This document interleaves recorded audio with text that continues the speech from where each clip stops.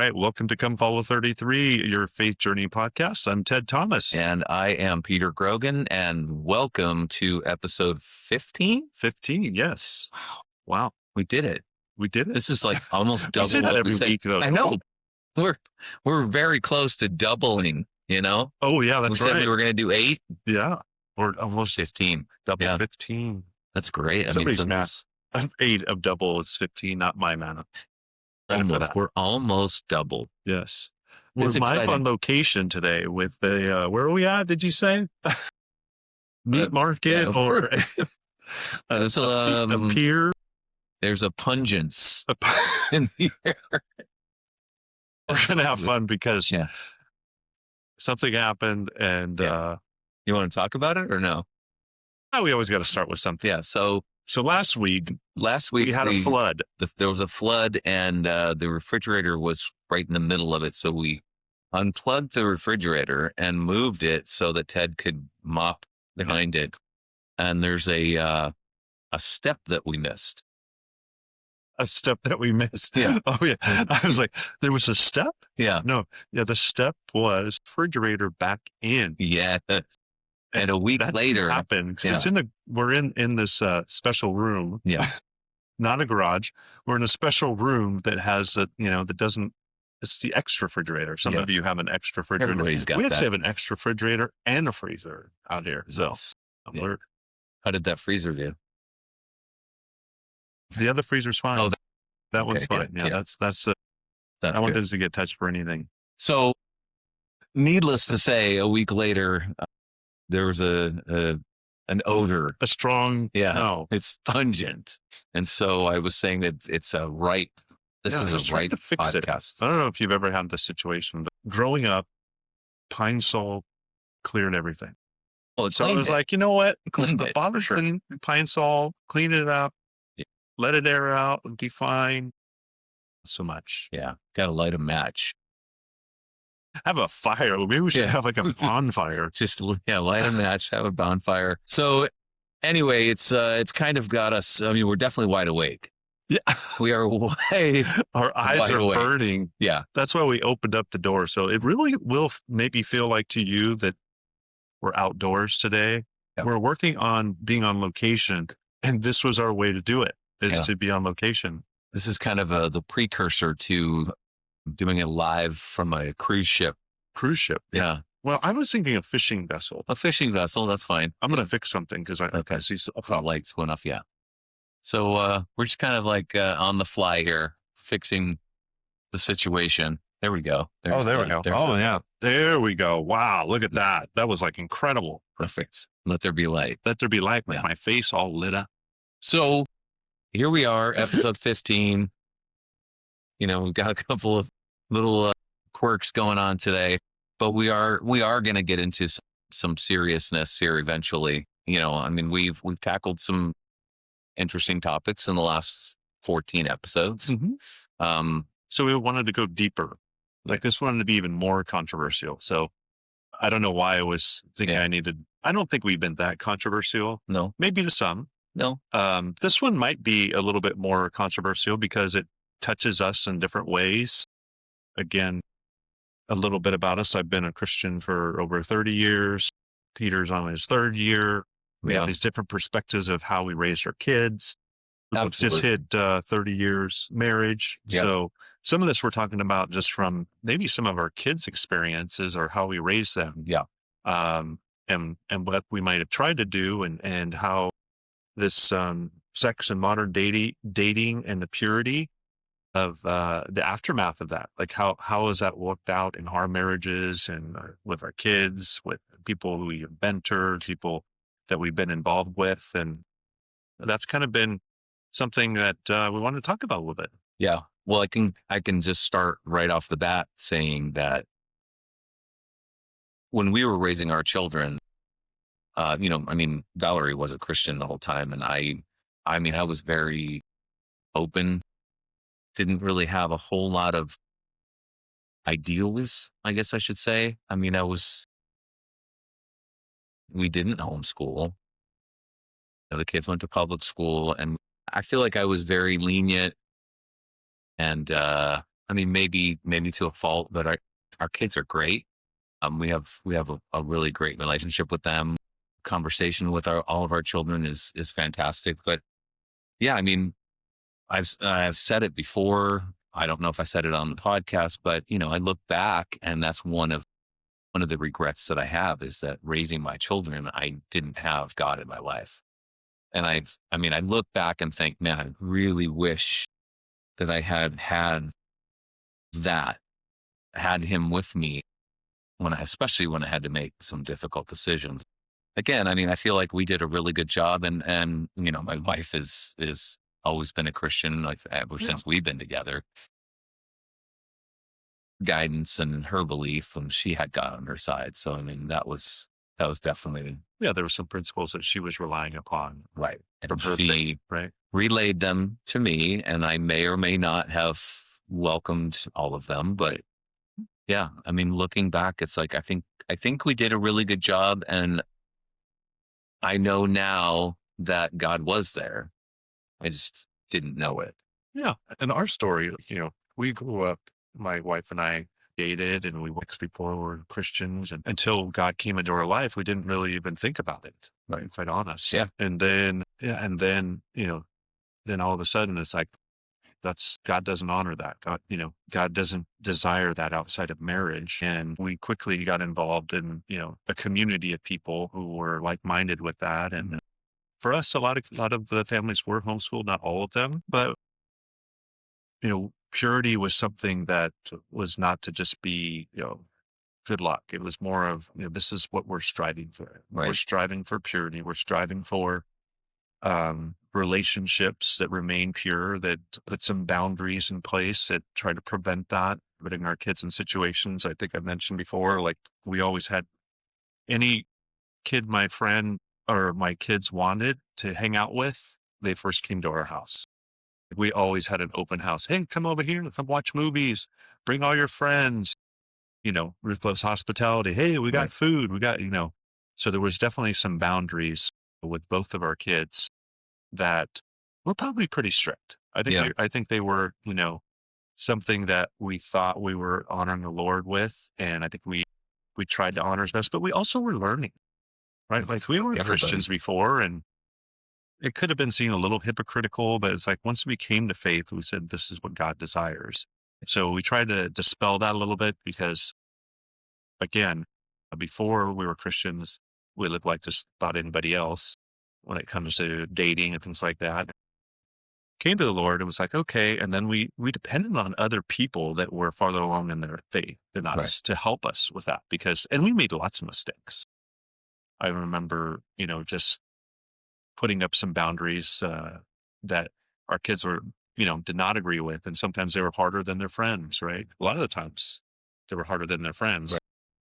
I think the other part, being in leadership in church, puts this other spotlight on kids. And, I tried to not put my position in church to treat my kids any differently. Like, Right.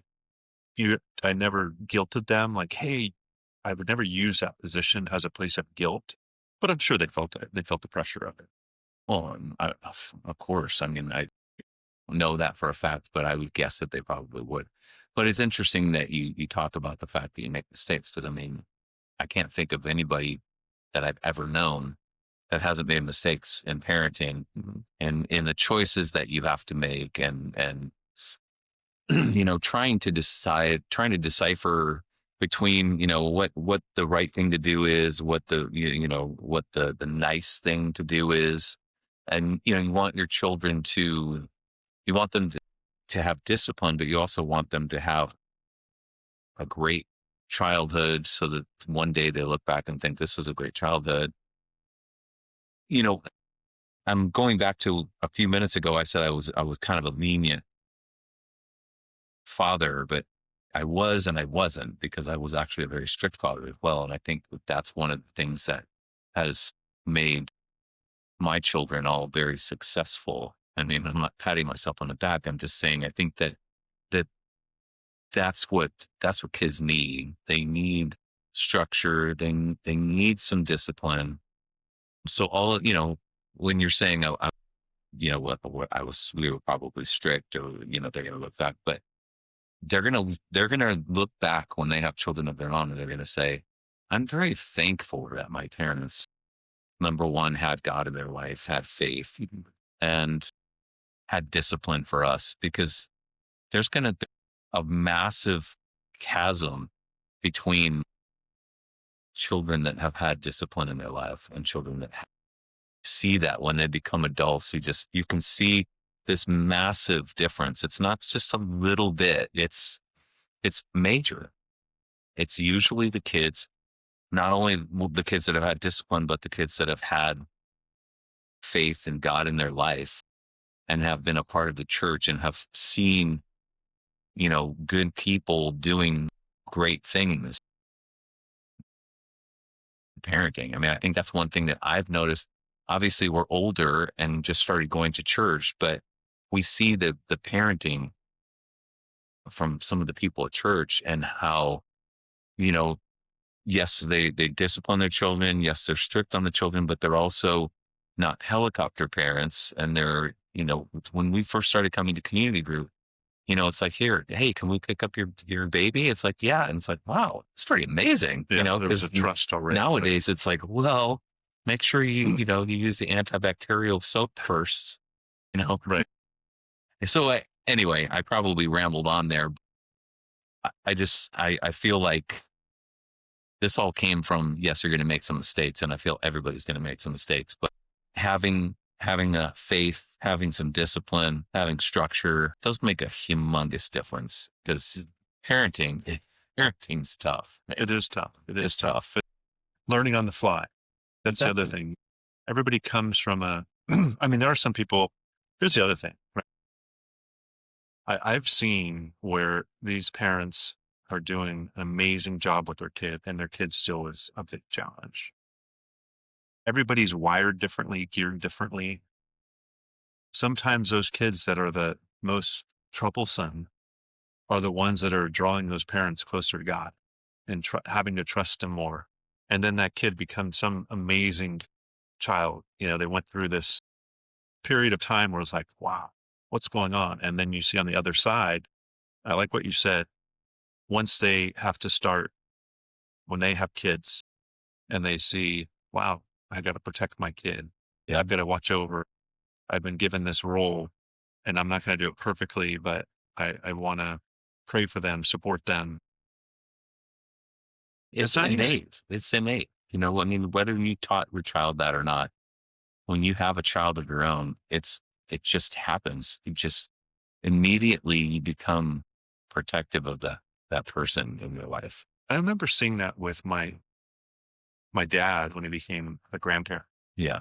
It was like somebody totally different. That's the other thing. Like, Right. I'm looking forward to being a grandparent, because it's like, oh, I can be, and you already are. Yeah. But like, oh, I can just be the fun guy.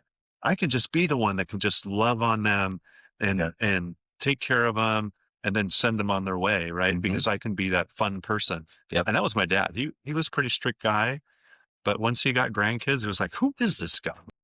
Who is he? I think we've all been through that. Right. My dad's the same. I look forward to that day. Yeah. Like, I look forward to when my kids kind of get old enough to kind of see why we did some of the things we did, and they have that new perspective. Mhm. I think for a lot of people that don't ever have kids or it's not for everybody, because my Right. sister does a great job. She's like a mom to a bunch of people, but some people can't see past like what it means to have a kid, and then what that means as far as a relationship and caring for them. Right. Yeah.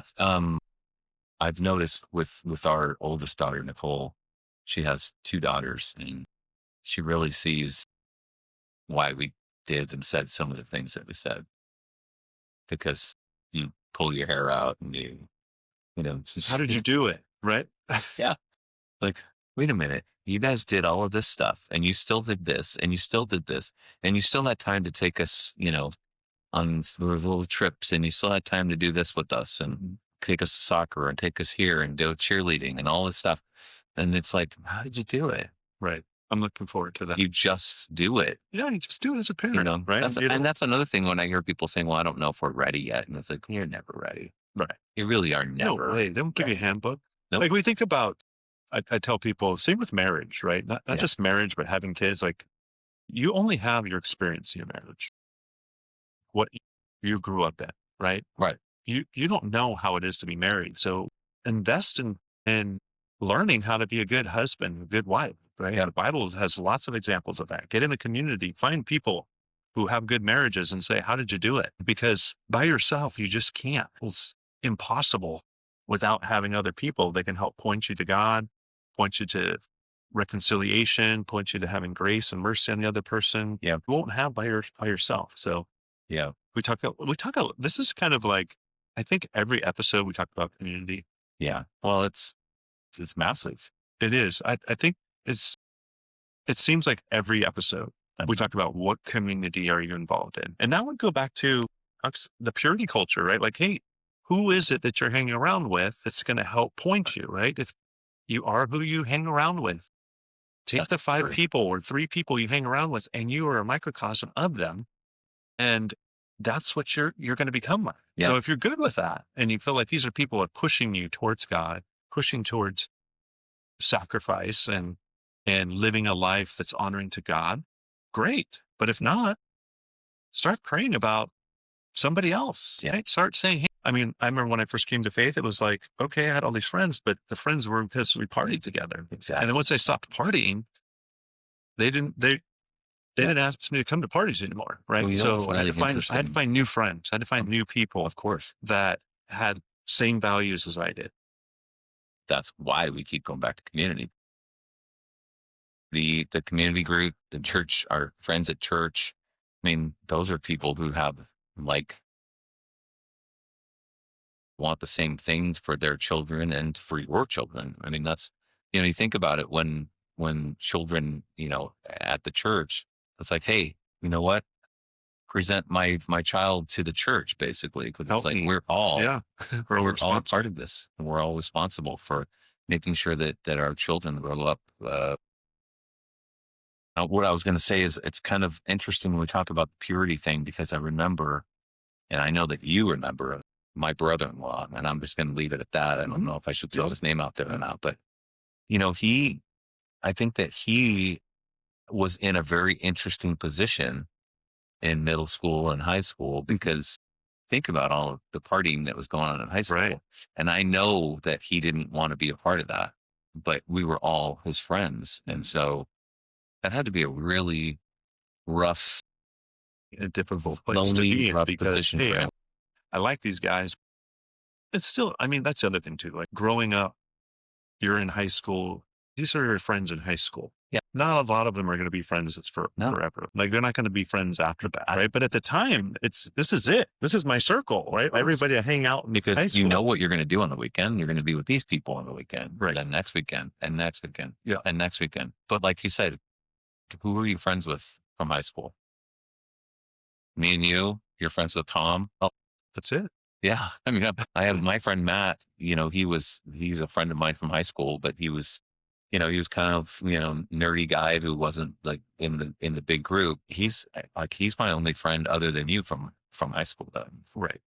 Yeah. I was brother. going to say how maybe this is for us to speak to. We think how important these relationships are, and they can be, but we shouldn't put so much weight on them because our lives will be changed in a couple of years. We'll be moving on to college. you don't know we might that be as a moving. kid. At the time, they're like, this is it. This is it. I think there's people that you can go deep with and have that relationship. And there's others that are acquaintances. Yeah. It's like, okay, I enjoy doing this one thing with them, but I'm not going to have this deep relationship because they're going to impact possibly some of my values, because I see, okay, this is how they value these things. I think that's the other thing. You have these opportunities to have these relationships, but they're not very deep. Right. In high school. Yeah. Some of them are. Right. But you want to have a couple of those. And then the other people maybe are more of an acquaintance.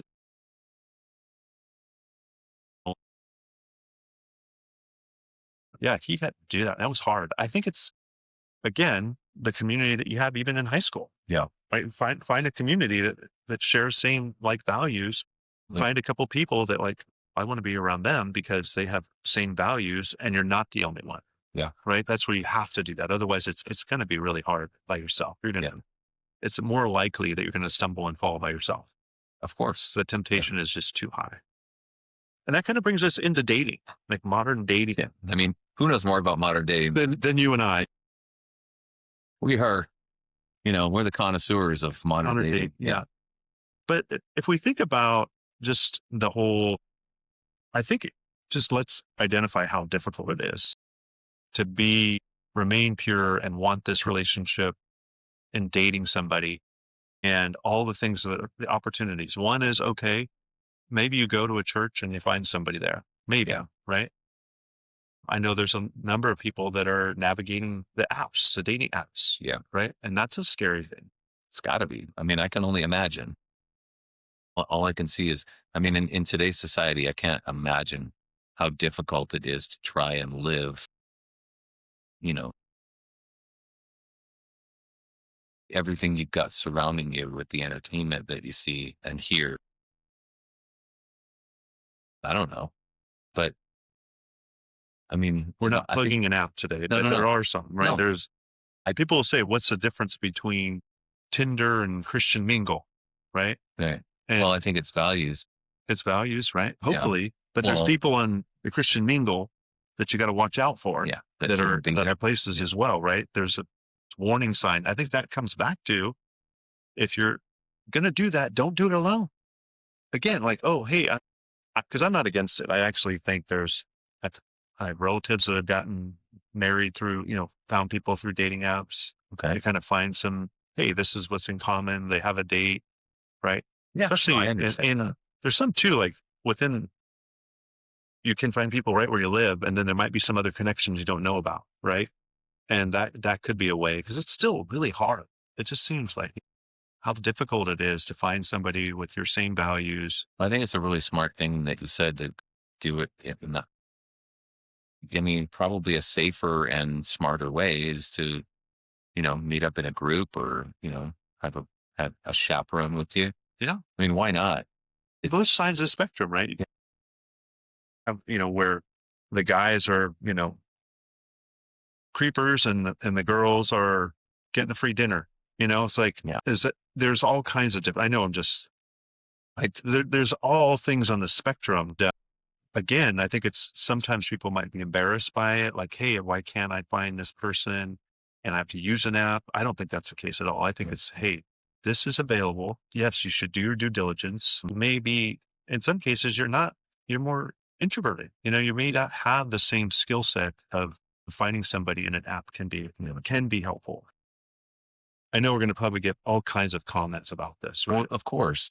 It's like, we're these late 50s guys telling me, but I'll tell you what I have noticed at church is there is a large portion of the church that's young people. I mean, teenagers, early 20s, they come, and I mean, they have basically their own section. And it's like, I got to believe that if I'm 18, 19 years old and I want to meet somebody that has like values, it's like, where better to go? Find a church that has people in your age group, and then find a community within that group that meets, that you can meet somebody. There's so many times I've heard, I met this girl at this, sometimes on a bad reason, like, oh, I went because this girl was there, right? I only went because I was there. I don't want that. That shouldn't be the reason why, right? The reason would be, hey, I'm trying to follow God. Right. And I'm trying to find somebody else who wants to follow God. And I'm going to put myself in a place where I might meet somebody. The other thing I think too is maybe, it takes an investment, is you becoming the best person you can be. And maybe learning how did we learn about the opposite sex? We dated, right? And we kind of figured it out. Hang out with them. Hang out. And maybe this is the same thing, but in a study where, hey, we're trying to learn more about how to be God.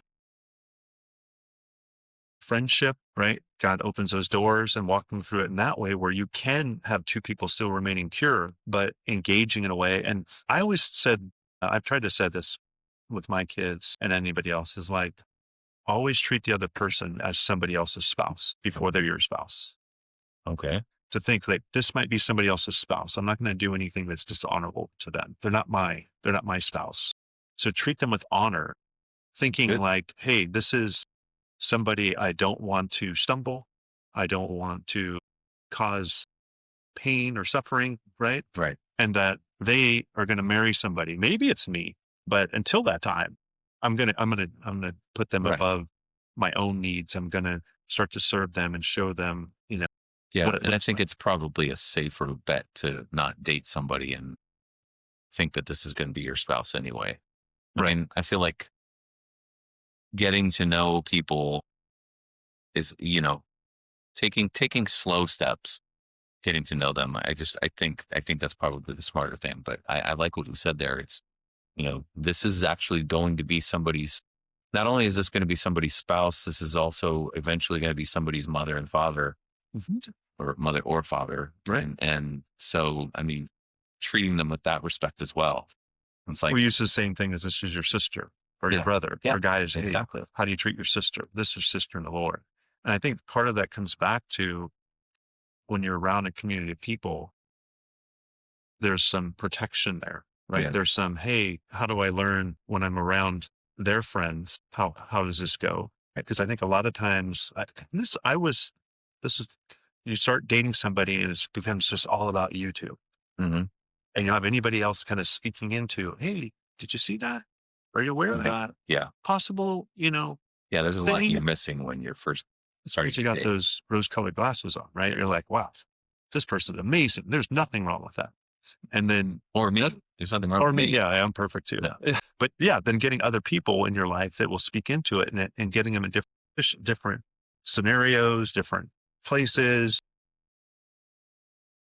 spending, if I know some other people, do more than a 2-hour thing, like, hey, we're going to go to this group thing. We're going to go do a service project for a day. Yeah. Hey, we're all going to do this together. See somebody when they're actually serving for a long time and they get tired. Right. And see How- who they really are. Yeah. Or they're in difficult situations with their family, right? Maybe there's some difficult things going on in their family. They get to see that. Okay. I'm not just getting in this relationship with this person. I need to know the full circle, right? And Yeah. that could be helpful. I feel like we're doing a little marriage counseling here a little bit. I mean, I think we didn't really get deep into the purity thing, but it's never too late. Yeah. Yeah. I think we kind of danced around that a little bit. All right. Well, Oh, share just- more about it. No, I'm just the idea guy. That's just the idea, guy. No, I think there was something I wanted to say about it, and hopefully I'll get back to where I was. But having not been a Christian when I first started dating, I didn't have, and it's very sad to say this, but I didn't really have a lot of values, and I didn't take the time to think this is somebody's, sister, or somebody's going to be someone's spouse, or going to be somebody's mother. I just said I was a very, very, and I was a selfish, non-believing person. So again, I had no one to answer to. I had no reason to feel bad about any of my decisions. And so where I'm going with this is just that I didn't have a pure teen years or early 20 years. And, I look back at that and think, what would my life have been like if I had had the values that I have right now and the relationship I have right now with God? And I just, I look at that and I just wonder. I mean, I'll never know, obviously, but I really do wonder. I wonder how, who would I have met and who would I have not hung out with? Because that all comes back around to when we were talking about it's kind of who you hang out with that kind of brings out either the best in you or the worst in you. And I had some friends in my teens and early 20s that really brought out the worst in me. And I may have brought out the worst in them as well. And I think that's really important. And the the whole purity culture, it's like, if I had found some people that lived their life like that, could I have had that kind of pure lifestyle? It's just something that I think about, especially after, like, going over this and thinking about how my life was at that time. It's like how different things could have been. Although I love where I am and I love who I'm with and my children and my grandchildren, it's just one of those things where it's like, it was, I lived a very unpure life for quite a while. Yeah. And I think for me, the unpurity 14 to 24, was kind of that 10 years of my life that I Yeah. felt like, even though I came to faith, there was still a lot of scars. Yeah. There's a lot of things, a lot of guilt, a lot of shame Oh, yeah. about even those things that I confessed. And, because it was all about me. It was all selfishness. It was all, this is what I want. I'm going to get it. I mean, 14, that's a tough age. Yeah. Because at 14, you're discovering things and it really is all about you. Right. And hanging around people that want that same thing, right, leads to, as far as purity, it's not just with women, it's purity in your mind. It's purity in what you look at. It's purity in, pornography that's this slope that you get on. That's like, it's so, Well, yeah. and it sticks And with some you. people That's the never other get thing out of it. that's hard Yeah. with purity is once you start down this path, and it's not for everybody that goes down this horrible path, but there's some warning signs, right? And Yeah. if you don't heed those warning signs, the enemy's lurking, right? He wants you to feel guilt and shame. I want to talk about that too. Like, you might be in a situation where you don't feel pure right now, and you feel No. like, man, I've messed up. I can't get over this. It's haunting me. It's something that's just in my mind that I can't get over. And I think that's just the life of the enemy. Yeah. Enemy is saying you're irredeemable. Right. You can't be redeemed because of this Because then you'll give up. impurity. Say that again. Then you'll give up. Right. Then you'll give Yeah. up. Mhm. Yeah. And then he's got you. Right. And I think that's where, again, there's this part of God is this loving God who wants us to have this relationship with him. He does say that our bodies are a temple of the Holy Spirit. He does have this design for us, right? That we would be able to, he's given us certain desires that is meant for marriage. And I want to say it is the most incredible thing to enjoy marriage, how God designed it. Right. But outside of that, there's guilt and shame. And that's because the Holy Spirit is telling you that's not right. If you are a believer and you have the Holy Spirit, those are things. And it takes discipline and it takes other people helping you. It takes accountability to say, you know what, I've got to not put myself in these situations. And a lot of things with purity, I know people have told me this is when they're tired, late at night or whatever. There's things that happen and their mind's not as fresh. And it's like, that's when that happens. And you've got to put some boundaries in place by yourself and with other people to put yourself back in a place where, okay, I've confessed this before the Lord. I've got some other people helping me. I'm walking as God. I don't want to say it's easy. No. It's not even easy for married men. I think we talk about singles, even as married men, purity is very difficult for us as well. I mean, we still see the things on the TV, on the billboards, everything that's this world is putting in front of us is temptation that we have to deal with. Married life, maybe on a different episode, Yeah. what that really looks like for married couples. I'd mentioned, hey, what God's designed in marriage, you get to enjoy, right? And Right. it's a blessing, but there's a lot of your life that's not that. Yeah. And how are you walking that out faithfully?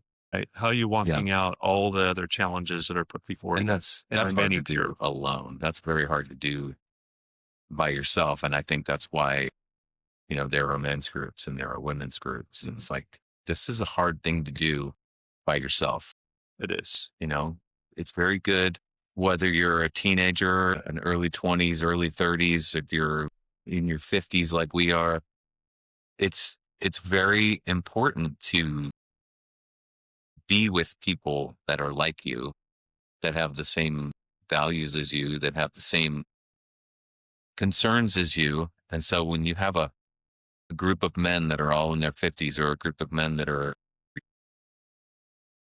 women, talk about these same issues and problems, you learn, that these are things that everyone's going through. So that makes it less likely that you're going to like throw your hands up and give up. You're going to say, okay, everyone's going through this. Everybody's dealing with this. They're being successful in dealing with it. They're sharing how they do that. And I'm going to share how I do that. And I think that there again, back to community, I think community is the answer for almost everything to me, at least. It's like community, because that what you're going through or what you're thinking or what you're trying to battle with, this is what everyone's dealing with. And everyone's sharing their ideas on how they deal with it and how you can work with basically everything, that Tried to think about, do you have friends that are peers that, again, you're getting in that community? And then you have some old people, some people that are the next season of your life. So I've tried to always have somebody in the next season of their life that's walked through this already. right. And sometimes it's a couple seasons ahead. They still have that experience, right? Right. But trying to They've find the been person there the and next they know what season, they're they're going like, through. okay, they went through this 5 years ago, 10 years ago, right? Right. And how are they helping to help walk through that? Because it's important to have people that you respect. And I'll say for married couples that your spouse respects. Yeah. When you have challenges with purity. And if you don't have that, then you're still relying upon one another. Sometimes it requires counseling, therapy, because there's maybe some past hurts and things like that. But that first line of offense is really your first community, right? Like before you go, we talk about this, like, hey, who are those leaders in your life that you can say, I need help with this? Right. And if you don't have them, you need to find them. You need to join a church, good church, join a community that's walking things out faithfully, that's trying to follow God. It takes effort by you to do that. You got to make some commitments to saying, hey, I want to be better. I can't do this by myself. So I might have to do something once a week. Yeah. I might have to spend an hour or two in this community to learn how I. Exactly. And that's, again, like I said, I think that community is the answer. Right? I think that I don't think there's much that we really need to or should go through alone. I mean, like you said, you have that next, they're in the next phase or 2 phases down the road, and you can look and learn from that and say, yeah, that's what I'm going through right now that they went through 15 years ago. Right. And it's amazing how God will put the right people in your life. They'll put the exact person that you need, pray about it, and then it won't be coincidence. No. That God puts somebody in your life that can help you walk through that. So I think you said we danced around a little bit. There wasn't much dancing. Long term. It's gotten better here. That I think it's like fresher. So maybe that was it. We needed to get all of that out of here. Exactly. And, I think that's it. You're being very, very positive. I think we'll just do it. It's not so much. Not so much, but I mean, I'm dealing with it. You're dealing with it. It's, Okay. it's a There's challenge. 2 things going on. I don't mind a challenge. Is this the podcast or the topic or both? No, it's good. I think we persevered. We'll persevere. That's what it is. It's perseverance. I don't know if we can persevere much longer. So why don't we just thank our viewers? What's some call to action for them? What can they do for us? What can they do for us? You can comment. You can like and subscribe. You can share this with friends, peers, family members, people at church. Spread the word, because I think that this is a great catalyst for sparking conversation about God, about finding Jesus. And a lot of people out there are curious about it and maybe not able to voice that to anybody. I think this is like I said, a great catalyst. This is a wonderful tool. Although that may not be the right word, but it's a great spark a conversation to say, you know what, I need some help with purity. Yeah. I want to be right before God. These guys have dealt with a lot of different things, and maybe it opened their eyes to something that was a blind spot to them, or that they could encourage somebody else that has a blind spot to it and say, hey, here's something and then let's talk about it. And that's the other thing we always talk about. Hey, these aren't meant to be the end all be all. They're just ways for us to start a conversation that help us on our journey of following Jesus. And how can we follow 1% better? How Yep. can we encourage other people to do the same thing? Okay. And maybe we start our own dating service. I know that it did pass my mind. Well, that The might elder- be that will be another The elder sponsor. and the elder. The elder and the elder. Yes, he is older than me. We found out today. Yeah. So I'm an elder. He's an elder. We want to thank you guys. Please continue to like and subscribe, and we'll see you on the next show. Yes. God bless you. Thank you.